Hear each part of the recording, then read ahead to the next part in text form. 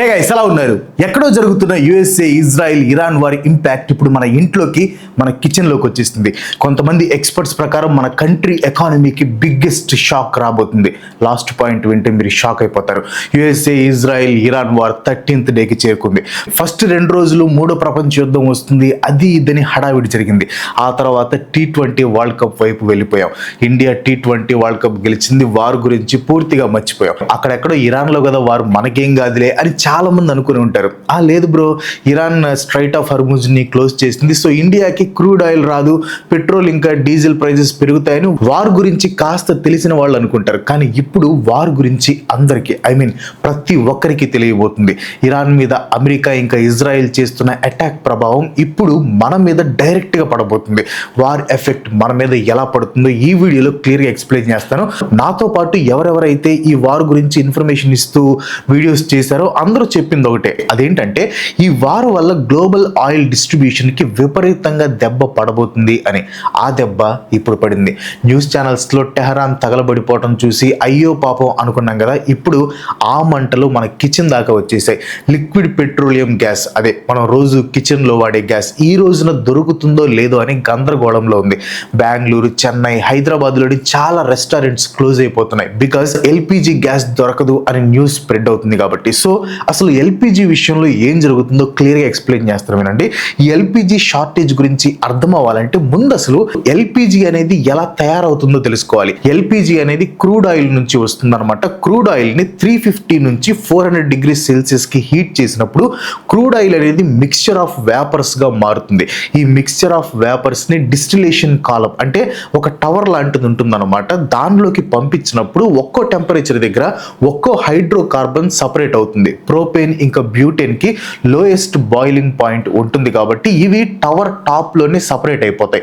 అలా కలెక్ట్ అయిన ప్రోపేన్ ఇంకా బ్యూటేన్ ని కంప్రెస్ చేస్తారు. అలా ఈ రెండు గ్యాసెస్ ని సర్టెన్ ప్రెషర్ కింద కంప్రెస్ చేసినప్పుడు ఎల్పిజి, లిక్విడ్ పెట్రోలియం గ్యాస్ అనేది ఫామ్ అవుతుంది అనమాట.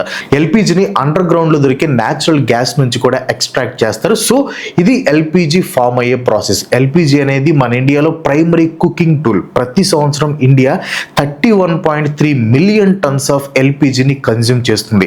ఈ 31.3 మిలియన్ టన్స్ లో 87% మన కిచెన్స్ లోనే యూజ్ చేస్తాం. ఎల్పిజి యూసేజ్ అనేది గత కొన్నేళ్లలో ర్యాపిడ్ గా గ్రో అయిందనమాట. ముఖ్యంగా గవర్నమెంట్ తీసుకుని వచ్చిన ప్రధానమంత్రి ఉజ్వల్ యోజన తర్వాత ఎల్పిజి అవైలబిలిటీ అనేది బాగా పెరిగిపోయింది. అయితే ఎల్పిజి యూసేజ్ ఇంత ఎక్కువగా ఉన్న ఇండియాలో ఎల్పిజి సప్లై అనేది చాలా వీక్ గా ఉంది. ఇండియా కన్జ్యూమ్ చేసే ఎల్పిజిలో ఆల్మోస్ట్ 60% ఇంపోర్ట్స్ ద్వారా వస్తుంది. అది కూడా మెయిన్ గా సౌదీ అరేబియా ఇంకా ఖతర్ నుండి వస్తుంది అనమాట. అండ్ 60% ఇంపోర్ట్స్ లో 85 to 90% LPG import straight of Hormuz నుంచి పాస్ అవుతున్నాయి. ఇప్పుడు మీకు ఒక ఐడియా వచ్చి ఉంటుంది అనుకుంటా ఈ మ్యాటర్ లో. సో ఎప్పుడైతే ఇరాన్ ఇంకా యుఎస్ఏ, ఇజ్రాయెల్ మధ్య యుద్ధం మొదలైందో ఇరాన్ స్ట్రైట్ ఆఫ్ హర్ముజ్ ని క్లోజ్ చేసింది. దాంతో మన ఎల్పిజి సప్లైని క్యారీ చేస్తున్న చాలా కార్గో షిప్స్ ఇక్కడ స్ట్రక్ అయిపోయాయి. ప్రెసెంట్ టైమ్స్ లో యుద్ధం ఎక్కడ జరుగుతున్నా అది కేవలం వాళ్ళ కంట్రీస్ కి పరిమితం కాదు, అది వరల్డ్ వైడ్ గా ఎకానమీస్ ని, మార్కెట్స్ ని, మనలాంటి నార్మల్ పీపుల్ లైఫ్ ని కూడా ఇంపాక్ట్ చేస్తుంది. ఎవరో తీసుకున్న చిన్న డెసిషన్ వల్ల ఎంటైర్ వరల్డ్ మీద ఇంపాక్ట్ పడుతుంది. ఇలాంటి టైంలో రేపు ఏం జరుగుతుందో ఎవరికి తెలియదు. అందుకే మనది, మన ఫ్యామిలీ ఫైనాన్షియల్ ఫ్యూచర్ ని ఇంకా ఎక్కువ జాగ్రత్తగా ప్లాన్ చేసుకోవాలి. లైఫ్ అనేది ఎంత ప్రిడిక్టబుల్లో మనకి తెలుసు. ఇన్ కేస్ మీ ఇంట్లో మీరే ఎర్నింగ్ మెంబర్ అయితే మీ ఆప్షన్స్ లో మీ ఫ్యామిలీకి ఫైనాన్షియల్ అసిస్టెన్స్ అందించేలాగా కొన్ని అరేంజ్మెంట్స్ చేసుకోవటం చాలా important. Household expenses, children's education, EMIs, daily needs, ఇలాంటివన్నీ మీ ఆప్షన్స్ లో మేనేజ్ చేసుకునేలా ఉండాలి. ఇలాంటి ప్లానింగ్ లేకపోతే రేపు మీకు ఏమైనా అయితే మీ ఫ్యామిలీ హెల్ప్లెస్ అవుతుంది. అందుకే టర్మ్ ఇన్సూరెన్స్ అనేది చాలా ఇంపార్టెంట్. ఇది లైఫ్ ఇన్సూరెన్స్ లో ప్యూరెస్ట్ ఫామ్ అనమాట. మీరు ఎంత యంగ్ లో తీసుకుంటే మీ ప్రీమియం అనేది అంత తక్కువ ఉంటుంది. లింక్ వచ్చేసి కింద డిస్క్రిప్షన్ లో ఇచ్చాను. ఇది జస్ట్ పాలసీ మాత్రమే కాదు, మీ ఫ్యామిలీకి ఒక స్ట్రాంగ్ సపోర్ట్ కూడా. మీరు లేని టైంలో మీ ఫ్యామిలీకి అండగా ఉంటుంది. ఇక్కడతో అయిపోలేదు. లైఫ్ ఎంత అన్ప్రిడిక్టబుల్, హెల్త్ ఎమర్జెన్సీస్ కూడా అంతే. కొన్నిసార్లు హాస్పిటల్ బిల్స్ కి అయ్యే ఖర్చులు లక్షల్లో ఉంటుంది. మీ లైఫ్ సేవింగ్ అంతా ఒక్కసారిగా ఖాళీ అయిపోతాయి. జస్ట్ 400 నుంచి 500 రూపీస్ పర్ మంత్ తో లాక్స్ నుంచి క్రోర్స్ వరకు కవరేజ్ పొందొచ్చు. ఆన్లైన్ లో తీసుకుంటున్నాం కాబట్టి మీకు అప్ టు 15% డిస్కౌంట్ కూడా వస్తుంది. ప్రెసెంట్ గవర్నమెంట్ ఈ పాలసీస్ మీద జిఎస్టీ కూడా రిమూవ్ చేస్తుంది. సో ఇదే బెస్ట్ టైం. లింక్ వచ్చేసి కింద డిస్క్రిప్షన్ లో ఇచ్చాను, చెక్ చేయండి. ఇక్కడ మీరు ట్రస్టెడ్ ఇన్సూరెన్స్ పార్ట్నర్స్ ని కంపేర్ చేసి మీ రిక్వైర్మెంట్ ఎకానమీకి తగ్గట్టు బెస్ట్ ప్లాన్ ని సెలెక్ట్ చేసుకోవచ్చు. లింక్ కింద డిస్క్రిప్షన్ లో ఇచ్చాను, ఖచ్చితంగా చెక్ చేయండి. రిపోర్ట్స్ ప్రకారం ఆయిల్ ఇంకా గ్యాస్ క్యారీ చేస్తున్న ఒక 39 ఆర్ 37 కార్గో షిప్స్ ఇక్కడ స్ట్రక్ అయిపోయి ఉన్నాయంట. ఈ రిపోర్ట్స్ 1 వీక్ ఓల్డ్ది. As of now 22 to 24 ships అక్కడ స్ట్రక్ అయి ఉన్నాయన్నమాట. ఓకే, షిప్స్ ఎన్నైనా సరే పాయింట్ ఏంటంటే మన ఎల్పిజి సప్లైకి బ్రేక్ పడింది. ఇలా ఎల్పిజి సప్లై చైన్కి బ్రేక్ పడిన వెంటనే ఇండియన్ గవర్నమెంట్ ఏం చేసిందంటే డొమెస్టిక్ కుకింగ్ గ్యాస్ మీద 60 rupees and commercial cooking gas మీద 114.5 రూపీస్ని పెంచేసింది. ఇవి గవర్నమెంట్ స్వార్థం కోసం పెంచిన రేట్స్ కాదు. ఎప్పుడైతే స్ట్రైట్ ఆఫ్ హర్మూజ్ బ్లాక్ అయిందో షిప్పింగ్ కంపెనీస్ ఆయిల్ ఇంకా గ్యాస్ కార్గోని మూవ్ చేయడానికి వేరే రూట్స్ని సెలెక్ట్ చేసుకున్నాయి. దానివల్ల ఏమవుతుందంటే షిప్పింగ్ కాస్ట్ అనేది పెరిగిందనమాట.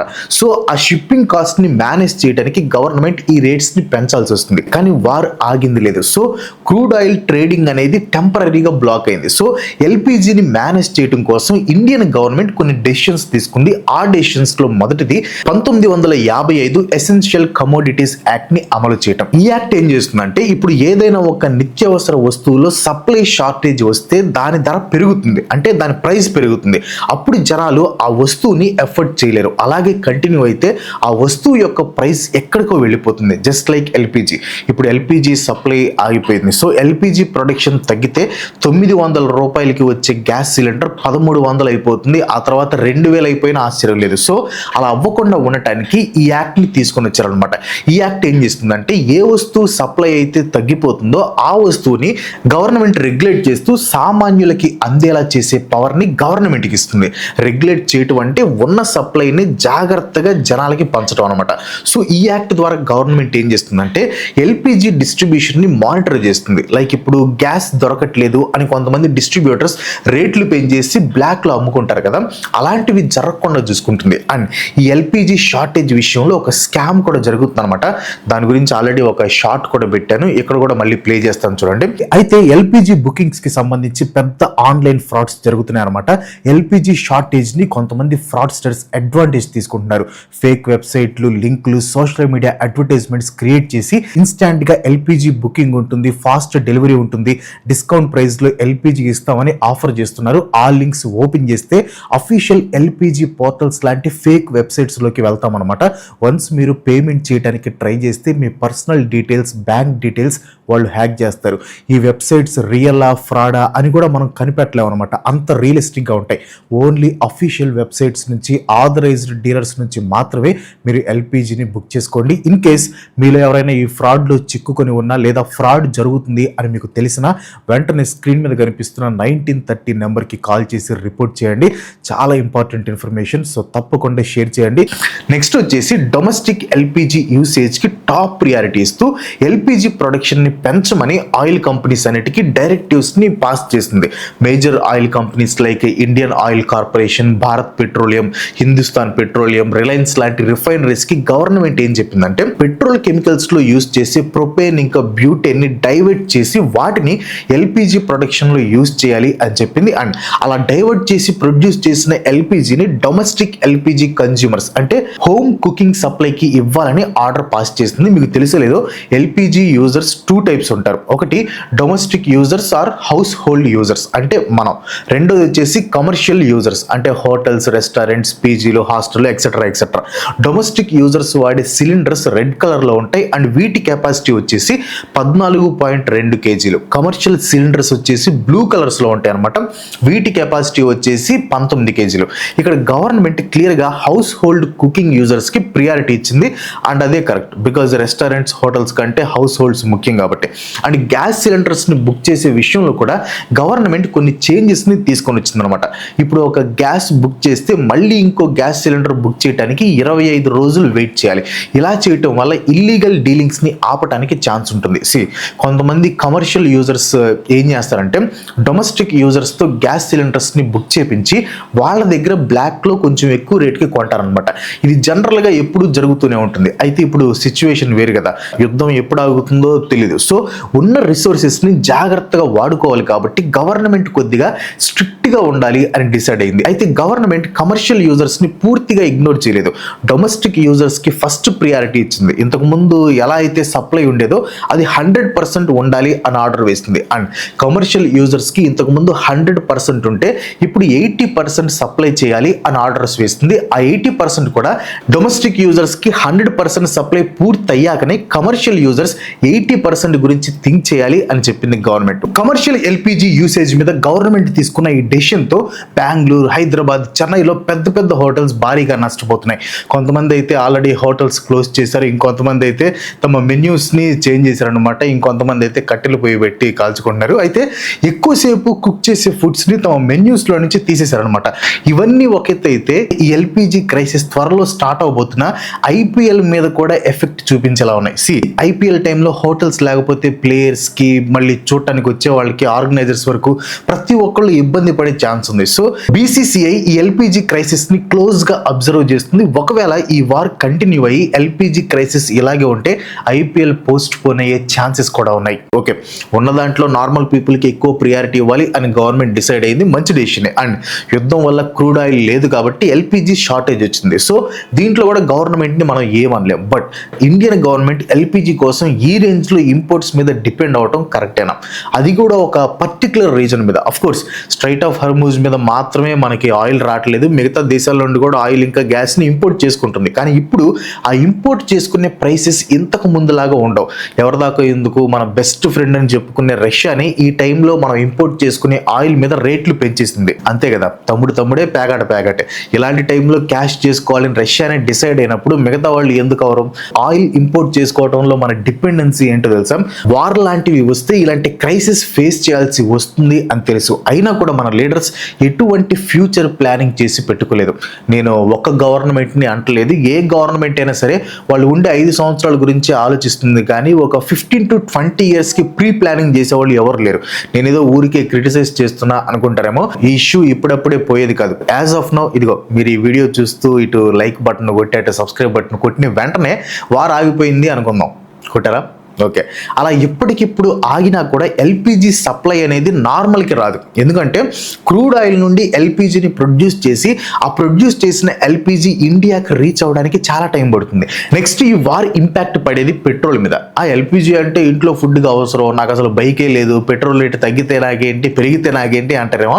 సరే, మీకు బైక్ లేదు, కానీ మీరు ఆ ఎల్పిజితో వండుకొని తినే బియ్యం, కూరగాయలు, పప్పులు, ఉప్పులు ఇవన్నీ మీ దగ్గరికి రావాలంటే ఫార్మ్స్ నుంచి ట్రాన్స్పోర్ట్ జరగాలి కదా. ట్రాన్స్పోర్ట్ జరగాలంటే పెట్రోల్ కావాలి. ఇప్పుడు పెట్రోల్ ప్రైస్ పెరిగితే ట్రాన్స్పోర్టేషన్ ప్రైస్ పెరుగుతుంది. ట్రాన్స్పోర్టేషన్ ప్రైస్ పెరిగితే న్యాచురల్గా మీరు తినే రైస్, వెజిటబుల్స్ వీటన్నిటి ప్రైస్ కూడా పెరుగుతుంది. పెట్రోల్ విషయంలో ఇండియన్ గవర్నమెంట్ చాలా పెద్ద మిస్టేక్ చేస్తుంది. ఇంటర్నేషనల్ ఎనర్జీ ఏజెన్సీ డేటా ప్రకారం జపాన్ దగ్గర 260 days ఆయిల్ స్టాక్ ఉంది, సింగపూర్ దగ్గర 245 days, అమెరికా దగ్గర 200 days కి సరిపడా ఆయిల్ రిజర్వ్స్ ఉన్నాయి. వేరాజ్ ఇండియా దగ్గర జస్ట్ 25 రోజులకి సరిపడా ఆయిల్ రిజర్వ్స్ ఉన్నాయి. అఫ్ కోర్స్ ఇక్కడ ఆయిల్ అంటే పెట్రోల్ ఆర్ డీజిల్ కాదు, క్రూడ్ ఆయిల్. అండ్ రష్యా దగ్గర నుంచి ఆయిల్ కొంటున్నాం కాబట్టి ఎలాగలా నెట్టుకు రావచ్చు. కానీ నా పాయింట్ ఏంటంటే మిగతా దేశాల దగ్గర మినిమం 6 months కి సరిపడా ఆయిల్ రిజర్వ్స్ ఉంటే మన దగ్గర కనీసం 1 month కి సరిపడా కూడా లేవు. ఛాన్స్ వచ్చినప్పుడు ఆయిల్ రిజర్వ్స్ ని పెంచుకోకపోవడం ఇండియా చేసిన మిస్టేక్. ఆ ఛాన్స్ మనకి 2020 కోవిడ్ లాక్డౌన్ లో వచ్చింది. ఆ టైంలో క్రూడ్ ఆయిల్ ధర భారీగా పడిపోయింది అనమాట. ఆ టైంలో ఇండియా క్రూడ్ ఆయిల్ ని పర్చేస్ చేసింది. కానీ ఇలాంటి క్రైసిస్ ని ఫేస్ చేసే అంతగా పర్చేస్ చేయలేదు.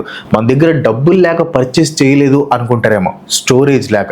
2020 తర్వాత అంటే చీప్ క్రూడ్ ఆయిల్ ని కొనే ఛాన్స్ వచ్చినా ఆ ఛాన్స్ వెళ్ళిపోయాక 2021లో గవర్నమెంట్ ఒక 2 ఆయిల్ స్టోరింగ్ ఫెసిలిటీస్ ని కట్టడానికి అప్రూవల్ ఇచ్చింది. అప్రూవల్ మాత్రమే ఇచ్చింది, ఇంతవరకు పూర్తయింది లేదు. వీటిని కట్టడానికి కాంట్రాక్ట్స్ కూడా 2025లో ఇచ్చారు. ఆయిల్ రిజర్వ్స్ కడుతున్నారా లేకపోతే జాంబీ అపోకలిప్స్ కి షెల్టర్స్ కడుతున్నారా నాకు అర్థం కావట్లేదు. ఇవి కంప్లీట్ అయ్యి ఆయిల్ స్టోర్ చేసి ఉంటే ఇలాంటి టైంలో ఎంత యూజ్ అయ్యావో ఒక్కసారి ఇమాజిన్ చేసుకోండి. సరే, అది పక్కన పెడదాం. జియో పాలిటిక్స్ లో ఇండియాకి మంచి పట్టుంది, అందరితో మంచి రిలేషన్షిప్స్ ఉన్నాయి అని అనుకుంటూ వచ్చాం. ముఖ్యంగా ఇరాన్తో మనకి ఎప్పటి నుండో ఫ్రెండ్షిప్ ఉంది. కానీ ఈ వార్ టైంలో ఈ యుద్ధాన్ని ఖండిస్తూ ఇండియా ఒక స్టేట్మెంట్ కూడా పాస్ చేయలేదు. ఓకే, నాకు తెలుసు అటు ఇజ్రాయెల్తో కూడా మనకి మంచి రిలేషన్షిప్ ఉంది, కానీ మన అవసరం ముందు చూసుకోవాలి కదా. మీకు తెలుసా, వార్ స్టార్ట్ అయిన తర్వాత ఇరాన్ చైనాకి $11 మిలియన్ బ్యారెల్స్ ఆయిల్ని ట్రాన్స్పోర్ట్ చేసింది. గుర్తుపెట్టుకోండి, వార్ స్టార్ట్ అయ్యాక. ఇక్కడ అమెరికా వాడేమో పాపం ఇండియాకి రష్యా నుంచి ఆయిల్ కొనుక్కోవడానికి ఒక 30 days టెంపరీగా పర్మిషన్ ఇచ్చాం అంటున్నాడు. మనం ఆయిల్ కొనుక్కోవడానికి వాడు పర్మిషన్ ఇవ్వడం ఏంటి? నాకు అర్థం కావట్లేదు. మనం ఎక్కడ కొనాలి, ఏం కొనాలో వాడేవాడు డిసైడ్ చేయడానికి. చైనాతో ఏం డీల్ ఉందో మనకి అనవసరం. బట్ మన ఫ్రెండ్షిప్ కార్డ్ని మనం సరిగ్గా యూజ్ చేసి ఉంటే మేబీ అట్లీస్ట్ స్ట్రక్ అయిన మన కార్గో షిప్స్ అయినా మనకి వచ్చేవేమో. కానీ మనం ఏం చేసాం, గెస్ట్గా వచ్చిన ఇరాన్ నేవీ షిప్ని అమెరికా ముంచేస్తే మాకేం సంబంధం లేదన్నట్లు చేతులు దులిపేసుకున్నాం. హ్యూమన్ హిస్టరీలోనే ఇది లార్జెస్ట్ ఆయిల్ డిస్ట్రప్షన్ అనమాట. అండ్ ఇంత వర్స్ట్ ఆయిల్ డిస్ట్రప్షన్కి మనం ఇంకా వర్స్ట్గా ప్రిపేర్ అయి ఉన్నాం. ఎస్, ప్రిపరేషన్ అనేది చాలా ఇంపార్టెంట్. సిచ్యువేషన్ వస్తుందో రాదో పక్కన పెట్టండి, వర్స్ట్ కేస్ సినారియోకి ప్రిపేర్ అయి ఉండటం అనేది మన బాధ్యత. కోవిడ్, వార్, న్యాచురల్ డిజాస్టర్స్ అనేవి ముందే చెప్పారు, వాటిని మనం అడ్డుకోలేము కూడా. మన చేతిలో ఉండేది ఒక్కటే, అవి వస్తే ఎలా ట్యాకిల్ చేయాలి అనేది మాత్రమే మన చేతిలో ఉంటుంది. ఈ వార్ ఎప్పుడు ముగుస్తుందో తెలియదు, కానీ ముగిసిన వెంటనే ఇండియా తమ న్యాచురల్ గ్యాస్ స్ట్రాటజీ గురించి సీరియస్గా ఆలోచించాలి. మనకి ఆయిల్ ఇంకా గ్యాస్ రిజర్వ్స్ చాలా అవసరం. ఏ గవర్నమెంట్ అయినా సరే ఇది గ్రహించి ముందుకు వెళ్తేనే మన ఫ్యూచర్ అనేది బాగుంటుంది. ప్రెసెంట్ గవర్నమెంట్ ఈ పాలసీస్ మీద GST కూడా రిమూవ్ చేస్తుంది. సో ఇదే బెస్ట్ టైం. లింక్ వచ్చేసి కింద డిస్క్రిప్షన్ లో ఇచ్చాను, చెక్ చేయండి. ఇక్కడ మీరు ట్రస్టెడ్ ఇన్సూరెన్స్ పార్ట్నర్స్ ని కంపేర్ చేసి మీ రిక్వైర్మెంట్ కి తగ్గట్టు బెస్ట్ ప్లాన్ ని సెలెక్ట్ చేసుకోవచ్చు. లింక్ కింద డిస్క్రిప్షన్ లో ఇచ్చాను, ఖచ్చితంగా చెక్ చేయండి. That's all for today. ఈ వీడియో మీకు అనిపించింది కనుక కామెంట్లో పోస్ట్ చేయండి. వీడియో నచ్చితే ఖచ్చితంగా ఒక లైక్ కొట్టి మీ ఫ్రెండ్స్ అండ్ ఫ్యామిలీకి షేర్ చేయండి. ఇలాంటి వీడియోస్ మన నాకు సపోర్ట్ చేయాలనుకుంటే వెంటనే మన ఛానల్ సబ్స్క్రైబ్ చేసుకోండి. ఇంకో మంచి ఎపిసోడ్తో మళ్ళీ కలుసుకుందాం. అంతవరకు సెలవు, బాయ్ బాయ్.